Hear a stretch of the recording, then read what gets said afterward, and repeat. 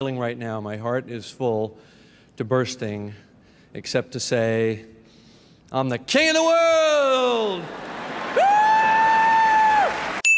Yeah, of course you are, Mr. Cameron. 1998 might be one of the most memorable years of the 90s. It's hard to believe that 1998 was almost 30 years ago and so much has changed since then. This was truly one of the most iconic years ever. You just had to be there. Some might consider this year to be one of the golden years of entertainment, and I might have to agree with them. I turned 4 around this time, which meant I didn't get to experience this year in real time, but I am familiar with a lot of the things that happened. Speaking of, pop culture was massive back in 1998.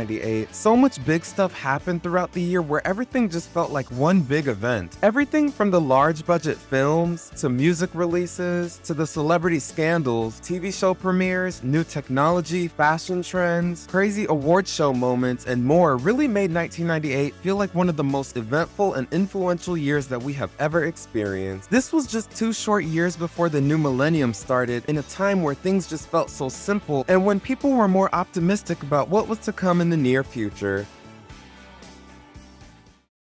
People seemed more positive and grounded in reality back in the 90s. Things were just more laid back and fun during this time. Like I said earlier, 1998 was a crazy year full of major pop culture moments that took the world by storm. In sports, the 1998 Olympics took place in Japan, while the Denver Broncos won the Super Bowl, the Yankees won the World Series, and the Chicago Bulls won their 3rd straight championship in a row. Michael Jordan was also ranked the most valuable player during the 1997-1998 season. In technology, everyone had the latest Nokia wireless cell phone, as well as the new colorful Apple iMacs that were launched earlier that year by Steve Jobs. This was the year that Jerry Halliwell quit the Spice Girls during their first world tour, George Michael came out as gay during a CNN interview, and Old Dirty Bastard did this at the Grammys. Went and bought me an outfit today that costed a lot of money today. You know what I mean? Because I figured that Wu-Tang was going to win. But when it comes to the children, Wu-Tang is for the children. Puffy is good, but Wu-Tang is the best, okay? Shut up! But one of the craziest and most talked about pop culture moments that year would have to be when former President Bill Clinton was caught in the Monica Lewinsky cheating scandal. He even went on live television and said his most infamous line, saying that he did not have sexual relations with that woman, which was so funny watching now, but at the time it was a serious headline, and we know he was lying, like, come on now. She's a hero. She's a woman! 1998 had to be one of the most competitive and memorable years ever for film. People were really spoiled this year with some of the most engaging and iconic films to ever be released to the big screen. This was the year of the blockbuster, as we saw massive record-breaking box office successes amongst many new rising stars and directors in Hollywood. Stars like Leonardo DiCaprio and Gwyneth Paltrow really rose to prominence this year. 1998 was a significant year for films with a wide variety of genres, including comedies, science fiction, action, romance, and dramas. There were so many classic comedies that were released this year, like The Waterboy with Adam Sandler, There's Something About Mary with Ben Stiller and Cameron Diaz, The Truman Show with Jim Carrey. Oh, and in case I don't see you, good afternoon, good evening, and good night. Dr. Dolittle with Eddie Murphy, and The First Rush Hour with Jackie Chan and Chris Tucker, which was a buddy cop film that probably wouldn't be allowed by today's standards. Please tell me you speak English.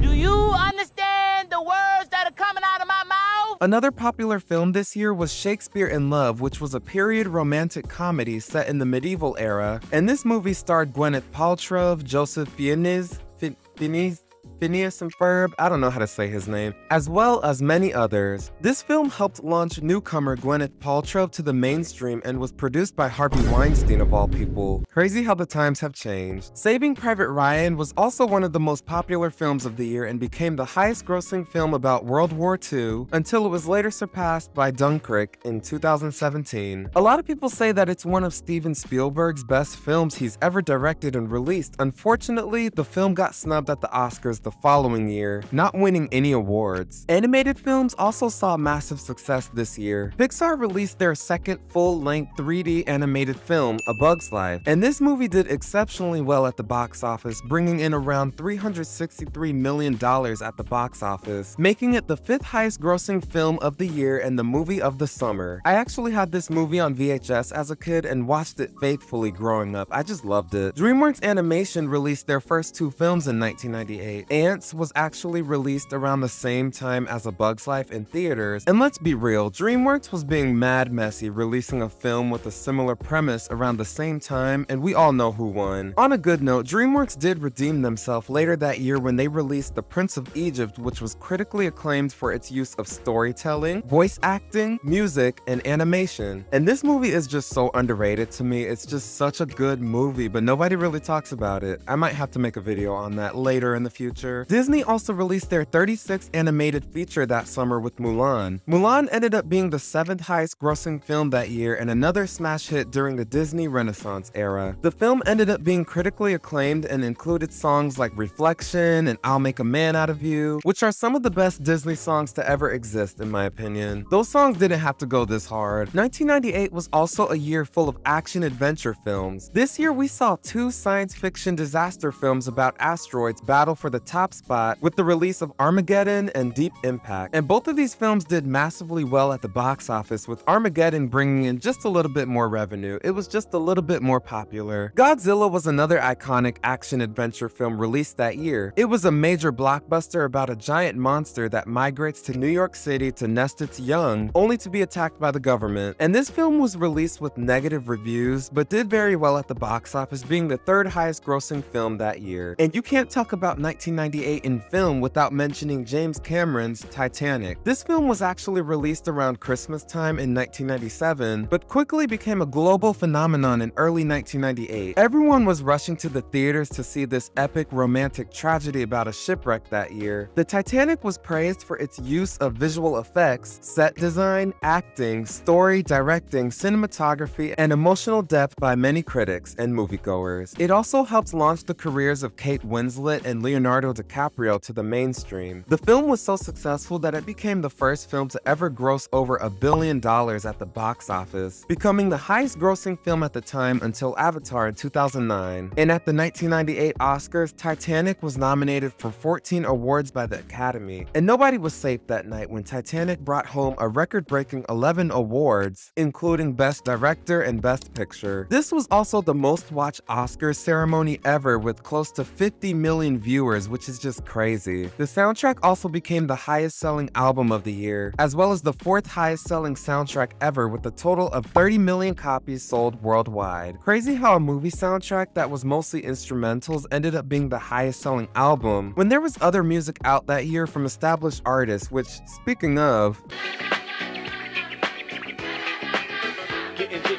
1998 had to be by far one of the most memorable and iconic years for popular music. As the 90s came to a close, we saw a lot of big releases from established and upcoming artists who really made a name for themselves. This was actually one of my favorite years for music, as many of my favorite artists were putting out some of their best work at a time where you still had to buy physical copies of albums and singles at music stores. 1998 was a year full of different genres that defined the musical landscape, including R&B, alternative, hip-hop, country, and pop. Some of the hottest songs of the year were Everybody, Backstreet's Back by the Backstreet Boys, Getting Jiggy With It by Will Smith, Together Again by Janet Jackson, All My Life by Casey and JoJo, You're Still the One by Shania Twain, Truly Madly Deeply by Savage Garden, Don't Wanna Miss a Thing by Aerosmith, My All by Mariah Carey, and My Heart Will Go On by Celine Dion. My Heart Will Go On was actually from the Titanic soundtrack and became a global phenomenon overnight. It's also one of the highest-selling singles of all time. It's easily Celine Dion's signature song and her best vocal performance in her career. Fun fact, she actually recorded this song in one take after drinking coffee in the studio. That just shows what great of a vocalist she is. Brandy and Monica's hit, The Boy Is Mine, was also a massive global chart topper this year, spending a total of 13 uninterrupted weeks at the #1 spot, making it the song of the summer. And you couldn't go anywhere that year without hearing this song, as it got massive airplay on both the radio and TV. Around this time, the media created rumors of the two feuding. Thankfully, the two came together to shut those rumors down, and the song ended up being one of the most successful and highest-selling female duets ever in music history. This was also a really big year for Madonna, as she had a huge comeback this year with the release of her album Ray of Light, which ended up being the highest-selling album of the year, well, not counting the Titanic. And this was Madonna's comeback album, as she was slowly being overshadowed by other female artists in the industry throughout the 90s. This was her most experimental album up until that point, featuring hits like Ray of Light and Frozen, which were massive pop hits that year. After a few years of leaving the Fugees, Lauryn Hill released her highly anticipated debut album, The Miseducation of Lauryn Hill, which was a massive success, selling 20 million copies worldwide. The album was a perfect blend of hip-hop, R&B, neo-soul, reggae, and funk. And this album produced many hits including X Factor and Do-Wop That Thing, which are just some of my favorite songs. And Do-Wop That Thing actually debuted at the #1 spot on the Hot 100 charts later that year. This album is actually regarded as one of the best and most influential debut albums of all time. And unfortunately, she hasn't released another album since then. What? He's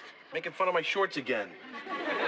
The television landscape of 1998 was filled with so many amazing and unforgettable shows. By 1998, around 66 million Americans had cable television with at least 2 TV sets in each household. Cartoons, sitcoms, and dramas continued to dominate the market. Many new shows premiered this year, and we said goodbye to many classic TV shows that defined the 90s. Some of the hottest shows that premiered in 1998 were Charmed, Dawson's Creek, The Wild Thornberrys, Felicity, Roly Poly Oly, Cat Dog, and many more. Shows like Family Matters, Murphy Brown, and Seinfeld actually aired their last episodes this year. Everyone's favorite show About Nothing aired its final episode in May of that year. Seinfeld premiered its 2-part finale on NBC and ended up having a total of 76 million viewers, making it the 4th most watched finale for a television series ever. This was the year of the sitcoms. So many sitcoms were released in 1998. Most of these shows were made for a wide demographic audience targeted for teenagers, young adults, and middle-aged adults. Each of the shows were so unique and different from one another. You had variety game shows like Whose Line Is It Anyways, teen sitcoms like Cousin Skeeter on Nickelodeon, and adult sitcoms like Will and Grace, Two Guys and a Girl, and The King of Queens, which starred Kevin James. And I'm sure everybody's seen that King of Queens meme that's been trending this year.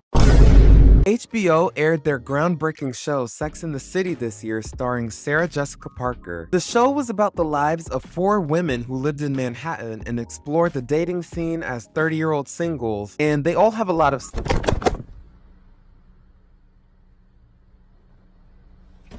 This was also the year that That 70s Show made its debut on our TV screens. That 70s Show was a very successful teen sitcom going on for a total of 8 seasons, focusing on the lives of a teenage friend group living in the 1970s. I've actually never seen an episode of this show, but I remember when reruns would air on Nick at Night back in the day. This show launched the careers of many successful actors like Ashton Kutcher, Wilmer Valderrama, Topher Grace, Mila Kunis, as well as many others.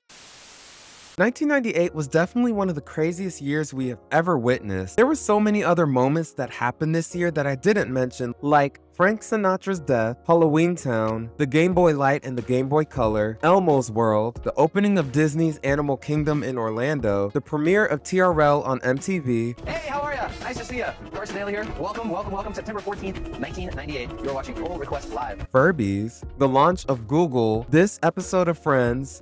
You think you knew I was here? Yeah, I seriously don't know why people like this show that much, but that's another video for another day. And the debut of a then unknown Britney Spears, who exploded on the scene as the next big thing in pop music. Like I said earlier, 1998 was one of the most eventful and memorable years we've ever seen. Things were just more vibrant and fun in the 90s, and 1998 was a good example of that. It was a historical year full of iconic pop culture moments from start to finish that had a lasting impact on everyone and is still felt today. Puffy is good, but Wu-Tang is the best. Thanks for watching. I hope you all enjoyed this video. Please feel free to leave a like, comment, and subscribe for more fun. Also, check out my other videos, and I'll see y'all in the next one. See ya.